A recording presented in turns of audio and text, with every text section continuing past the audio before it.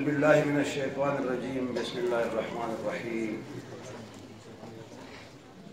اللهم إني أسألك إيمانا كاملا ويقينا صادقا وقلبا خاشعا وتوبة نصوحا وتوبة قبل الموت وراحة بعد الموت والعفو عند الحساب والفوز بالجنة والنجاة من النار. ربي زدني علما ربي زدني علما ربي زدني علما. پروردگار علما دا قرآن و سنت محفل چې دا جنت ته د نږدې کېدو محفل دی. الله مونږ تعلق د داسې محفلونو سره پیدا کړي. الله مونږ خپل هم خپل بچي او خاندان لم قرآن و سنت باندې د پوهېدو او باغې د عمل کولو توفیق راکړي. پروردگار علما چې په دې سختترین او مشکل ترین حالات کې کم خلق د قرآن او سنت د سربلندۍ او د هغې د تعلیم د عام کولو کوشش کوي، الله دې لار کې قدمونه مضبوط کړي. پروردگار علما په تقوا کې عزتونو کې نور اضافه وکړي. کم خلق چې د داسې پروګرامونو بندوبست کوي، راهنمایي کوي، پروردگار علما ستا دین دی، ستا دین دی، الله ټول د دنیا او د آخر عزتونه ورکړي.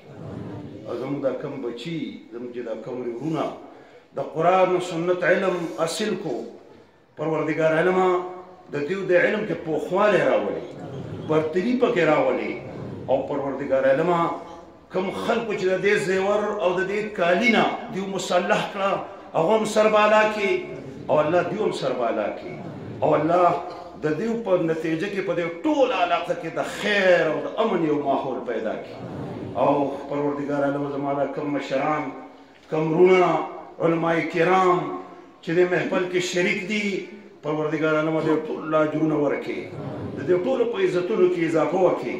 او پروردگار علما سخت وخت په عالم اسلام باندې افغانستان ته د کفر ټوله دنیا راغلې ده او د اسلام د لټاوهلو دپاره راغلې ده، خو الله تای مدد وکړو، خو ته یې نور هم مدد وکړي او د کفر زور دغلته مات کړي.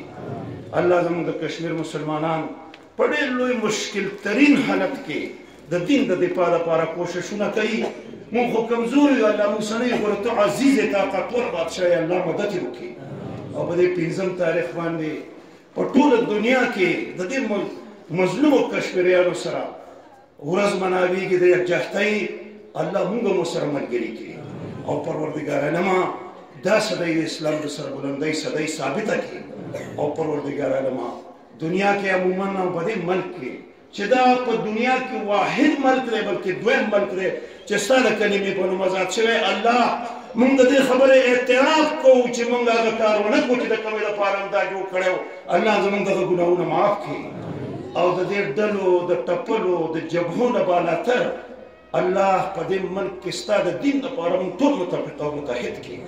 او پروردګار علما تا نه سوال کړو، ډېره جزان او کمزوري یو چې په دې ژوند کې په دې دنیا کې هم دقسې د علماو د نیکانو صالحانو سره ملګري وساتي.